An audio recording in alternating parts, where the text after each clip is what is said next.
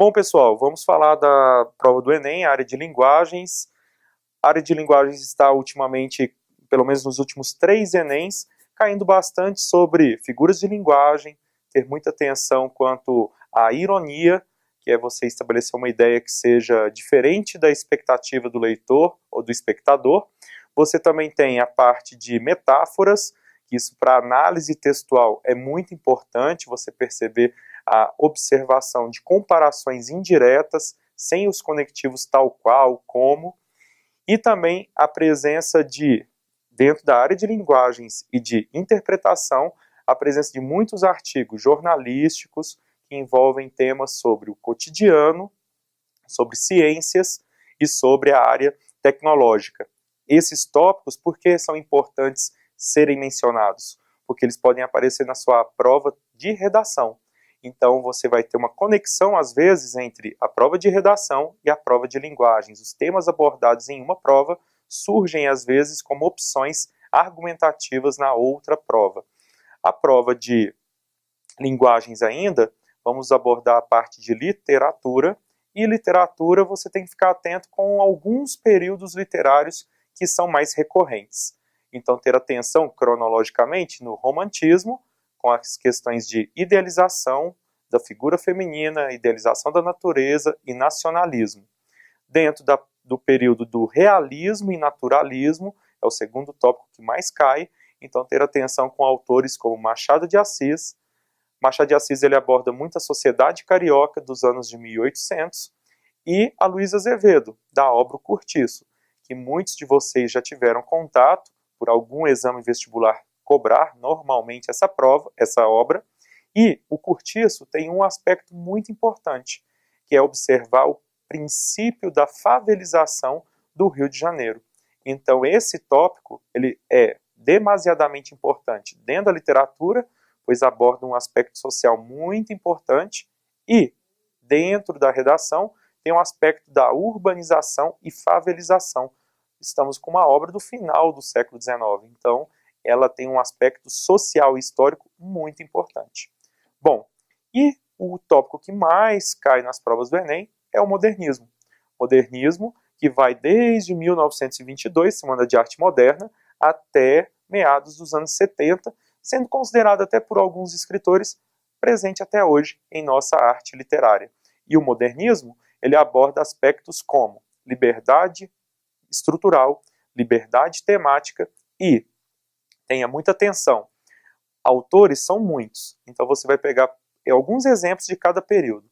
Mário de Andrade, escritor de Macunaíma e extremamente defensor de uma obra artística que misture tanto vanguardas europeias quanto a brasilidade, o folclore, a cultura do Brasil.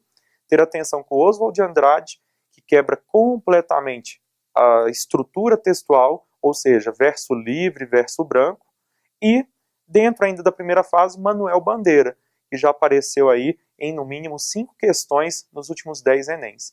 Então, quando você pega Manuel Bandeira, ele é considerado o autor que mais explora o cotidiano, né, e as questões da linguagem, a linguagem fluida do povo brasileiro, assim como Oswald e Mário, mas Manuel Bandeira se estabeleceu como principal escritor dentre os 3, dito isso pelo próprio Mário de Andrade. Depois temos Carlos Drummond de Andrade, que é o grande escritor para muitos críticos literários, e Carlos Drummond aborda o quê? Uma linguagem que aborda principalmente as críticas sociais. Então, se observar críticas sociais quanto ao modo como a sociedade age, como as pessoas pensam, ele vai abordar desde o cotidiano das pessoas comuns até a Segunda Guerra Mundial. Então, ele aborda do fato mais cotidiano ao elemento mais grandioso, que seria uma guerra que destrói vidas, sociedades, e ele explora isso muito bem na sua obra Sentimento do Mundo. E já mais contemporaneamente, a gente pode ter uma atenção especial no autor Paulo Leminski, com grande liberdade estética e principalmente temática, e você pode pegar, por exemplo, Guimarães Rosa, que é um escritor que vai falar muito sobre a vida do campo, a vida no interior de Minas, mas ele, como a gente pode dizer, ele usa o regionalismo universalizante, que ele pega desde os fatos mais banais da vida do povo rústico do interior do Brasil, e esses fatos se revertem em nossa vida, ou seja, O indivíduo do interior é muito semelhante ao indivíduo da sociedade urbana, só muda a localidade, mas a essência do ser humano está em ambos. Bom, para você que ainda vai fazer a prova do PAS em dezembro, aqui na Universidade de Brasília, fique atento aí na terceira etapa com as obras literárias que são abordadas pelo exame e ter muita atenção com a poesia. Então, ter atenção com Vinícius de Moraes, no seu poema Química Orgânica, em que ele faz uma analogia da sociedade, das mulheres, comparativamente à questão dos compostos químicos. Então, ter muita atenção quanto a essa analogia que o poeta elabora. Ter atenção com uma escritora muito recente, que é Elisa Lucinda, então, que ela aborda no texto Filho de Deus a questão da transitoriedade da nossa vida, o quanto aqui a vida é efêmera e o quanto que nós, nessa cotidianidade, acabamos perdendo muito da essência de viver.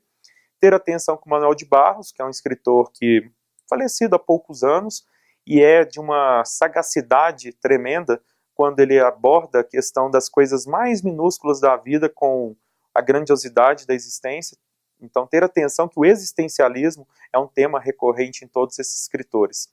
E, principalmente nas obras que você aborda em prosa, dentro do PAS, Amor, de Clarice Lispector, que é um texto que mostra o cotidiano e o quanto o ser humano se perde nesse cotidiano, de às vezes não perceber a essência do que é mais importante, e atenção com o regionalismo de segunda fase modernista, que pega muito a questão do sofrimento no ambiente do sertão e reverte isso na questão da existência do ponto de vista de como o ser humano, independentemente se está no ambiente urbano ou rural, ele se perde. E no mais, desejar uma boa prova a todos vocês, seja para o Enem, seja para o PAS, pois o principal elemento que você tem que ter na sua condição de estudante é acreditar no seu potencial. Muito obrigado.